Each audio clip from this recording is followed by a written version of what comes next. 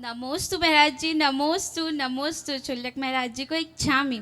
महाराज जी, बताते हुए बहुत खुशी हो रही है कि आपके आशीर्वाद से और भावना योग के प्रभाव से आज मैं पारुल से डॉक्टर पारुल बन चुकी हूँ। महाराज जी, मैंने भावना योग को दो तरीके से एक्सपीरियंस किया। पहले मैं सुन लिया करती थी, लेकिन जब मैंने इसे बोलकर और उच्चारण से किया तो मेरा रिजल्ट एक बार में ही आ गया और मैं पास हो गई।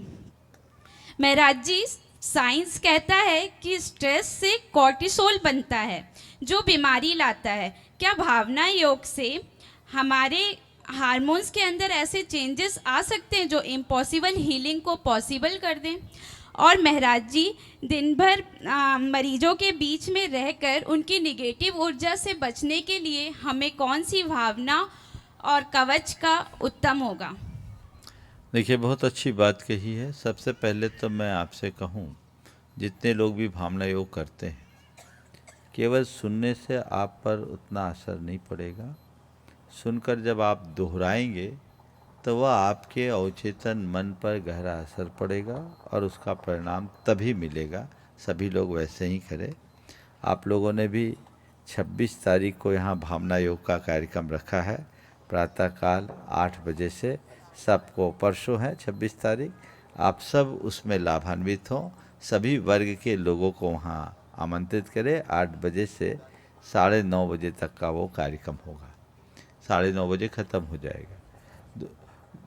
आपने जो बात कही कि क्या भावना योग से हम अपने हार्मोन्स में चेंज ला सकते हैं, विज्ञान ने सिद्ध कर दिया और ये आ रहा है। जब हम भावना योग करते हैं तो हमारा मस्तिष्क का लिम्बिक सिस्टम चेंज हो जाता है।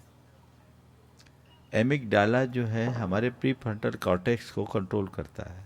प्रीफ्रंटल कॉर्टेक्स हमारा जब सक्रिय हो जाता है तो एमिगडाला को नियंत्रित कर लेता है। हमारे अंदर का इम्यून सिस्टम बदलता है और हमारे अंदर के जितने भी अंतःस्रावी ग्रंथियाँ उनमें परिवर्तन होता है।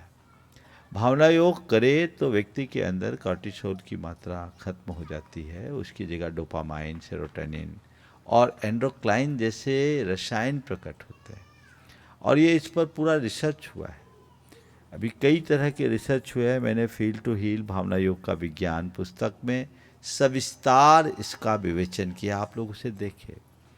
आपको सुनकर के बड़ा अच्छा लगेगा कि अभी एम्स भोपाल ने भावना योग पर रिसर्च की प्रक्रिया को प्रारंभ कर दिया है। ये उपक्रम चल रहा है और अन्य अनेक विश्वविद्यालयों में इसमें काम चल रहा है। और बहुत जल्दी भावना योग पर एमए का कोर्स भी बरकतुल्लाह विश्वविद्यालय से शुरू होने वाला है। तो ये भावना योग कोई साधारण प्रक्रिया नहीं है। ये एक विज्ञान सम्मत साधना है कि हम अपनी भावनाओं के बल पर अपने जीवन को किस तरीके से परिवर्तित कर सकते हैं। मैंने अपने अनेक प्रवचनों में इस बात पर प्रकाश डाला है। भावना योग की बहुत सारी पुस्तकें भी आपको उपलब्ध है। उसमें इन सब बातों का सांगोपांग विवेचन है। आप उसे देखिए, समझे। और चूँकि तुम एक डॉक्टर हो तो इसको और गहराई से समझ सकते हो। बहुत सारे चिकित्सक अपने प्रिस्क्रिप्शन के साथ भावना योग को जोड़ रहे हैं। रहा सवाल पेशेंट को देखते समय अपने आप को हम कैसे सुरक्षित रखें और सकारात्मकता को कैसे बनाएं। सबसे पहले प्रातःकाल उठ कर के आप भावना योग करो और भावना योग में इस बात को और जोड़ो कि हे प्रभु, मुझे इतनी शक्ति दो कि मैं सबकी पीड़ा हर सकूं, मैं लोगों का दुख दूर कर सकूं, मैं जिसकी भी चिकित्सा करूं वो स्वस्थ हो सके। इसके साथ ही किसी पेशेंट को देखो तो पेशेंट को देखने के पूर्व एक बार आंख बंद करो और प्रभु को याद करो, भगवान को याद करो और याद करके कहो, हे प्रभु, मुझे ऐसी शक्ति दो कि मेरे निमित्त से ये पेशेंट ठीक हो सके, इसका रोग दूर हो सके, ये शीघ्र स्वस्थ हो सके।